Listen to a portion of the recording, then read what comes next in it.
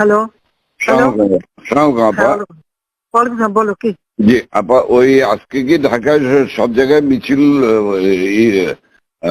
ইসের সময় কারফিউ শিথিলের সময় মিছিল করার নির্দেশ দিচ্ছেন?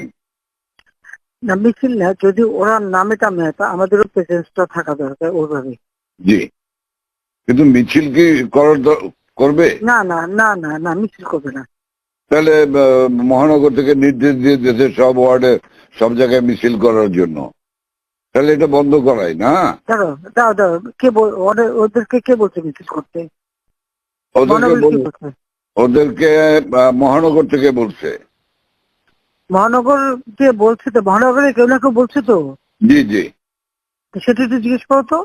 জি, আমি জিজ্ঞাসা করছি, আমাকে মোহাম্মদপুর থেকে ফোন করলো, মোহাম্মদপুর আদাবর থেকে, যে আমাদের মিছিল অর্ডার করেছে। উত্তর থেকে কাদের ভোলার কাদের ফোন করছে। ভোলার কাদের তো একটা মিথ্যে কথা, ওর কথা কয়ে না তো, ও খালি জি আপা, জি আপা। ওটাই তাই না, ও সবসময় কিন্তু মিথ্যে কথা কয়। আপা তাহলে আমি একটু খবর নিয়ে আমি মির্জা আজমকে তুমি জিজ্ঞাসা জিজ্ঞেস করি। করো।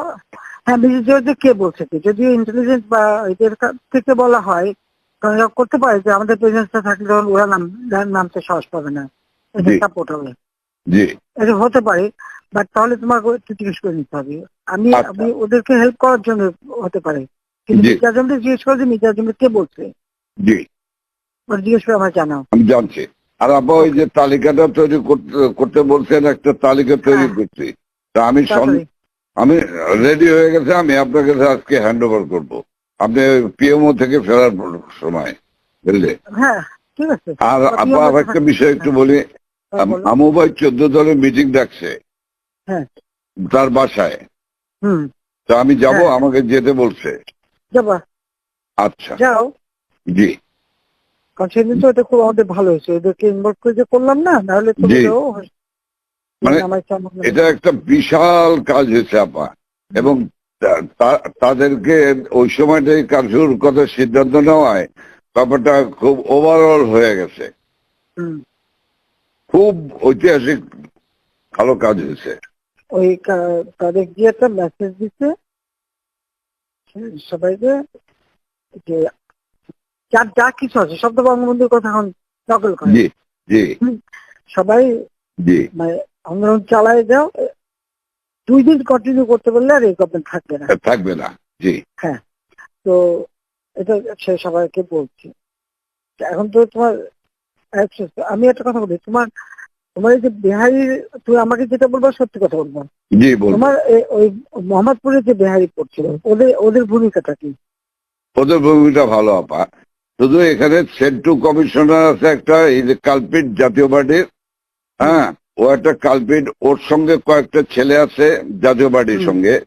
ও তো ওই এলাকার কাউন্সিলর, ওর কাছ থেকে বেনিফিট নেয়। এই ছেলে, এই গুটি কয়েক ছেলে, ধরেন 15-20টা ছেলে, তারা সব আমাদের তো পক্ষে ওরা ছিল। আজকে তাহলে ওরা আজকে পিক আপ করতে হবে।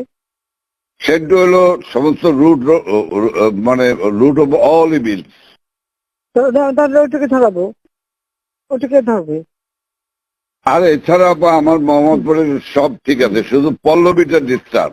হ্যাঁ। আজকে ওরা সব ক্যাম্পে নিয়ে পল্লবী টল্লবী সব নিয়ে মিটিং করতেছে। ওই নাসিম আলীর ছেলে হারুন, ও চলে আসছে রংপুর থেকে। হুম।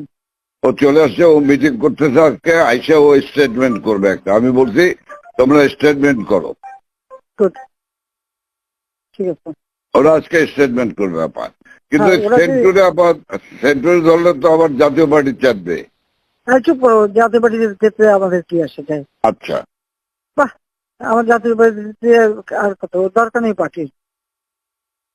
সেন্টু হলো অনেক জিন্দালাস, না না, ওই যে জিন্দালাস, আমি জি বলে জি দিচ্ছি, যেটাকে ডিস্টার্বিং এলিমেন্ট বলো, আমি এবার একটা থাকবো না, সব সাফা করবো। জি আপা, জি আপা, একদম এবার ছাইকা ফেলতে হবে আপা। আমি তো বলছি এই যে ওই যে কুইল বস্তিতে সবগুলি যে ওখানে ঠুসে ওখানে থাকে, তোমার এই বিহারি বস্তিতে থাকে, আবার কিছুই নেই, সব জায়গায় একটু সার্চ করো, জি আপা, সার্চ করা। জি আপা, ব্লক রেড করতে হবে, চিরুনি অভিযান। সেটাই চলতেছে এখন, সেটা চলতেছে, কিন্তু সেই সাথে জি আপা। বাঁচতে যেমন কিনতে, বাবরে বাবা। আর আমি ওইটা খবর নিয়ে আজমের কাছে খবর নিয়ে আমি আপনাকে জানাচ্ছি। শব্দ ডিস্ট্রিক্টে নাই। হ্যাঁ, তুমি আমাকে ওইটা জানাও, এটা খুব দরকার। হ্যাঁ, জি আপা, আচ্ছা আচ্ছা। জি জি, সালাম আলাইকুম।